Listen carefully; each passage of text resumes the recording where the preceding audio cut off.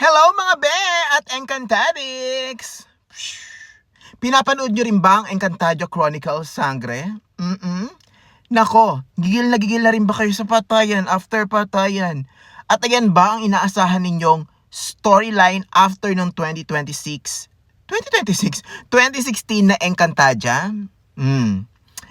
Eto, as an OG Encantadic, magbibigay ako ng aking kuro-kuro regarding sa nagaganap ngayon sa Sangre. Ayan, resibo muna mga be na OG Encantadic ako. Super fan po ako ni Miss Sunshine Dizon, ni Pirena. Ayan. At ito pa ang pruweba. Okay?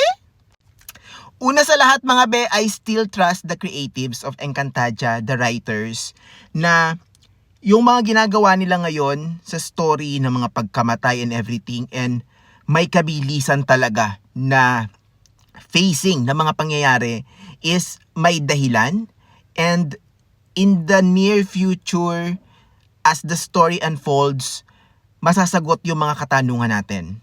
Nakikita ko na merong mga flashbacks, marami mga flashbacks, yung mga namatay na ng mga characters sa journey ngayon nitong mga bagong Sangre. Tulad nila Lira Mira, nila Akil, ganyan. Sana mayroong mga flashbacks para masagot yung iba nating mga katanungan o yung mga missing pieces sa story ngayon, sa bilis ng story ngayon. So, I still trust the creatives na mailalatag pa rin nila yan ng maayos, ng bonggang-bongga. Diba? Medyo nagigets ko yung sobrang makapangyarihan ni Mitena kasi galing siya sa ibang mundo, 'di ba? Do Encantadia pero sa ibang lugar, walang alam etong mga Encantadics talaga, itong mga diwata sa kung ano yung meron silang kakayahan, 'di ba? Napakarami, sobrang powerful nila. So, kung ikaw ba sinakop ka ng isang dayuhan na hindi mo naman kilala, mapaghahandaan mo ba and all? Syempre hindi rin naman, 'di ba?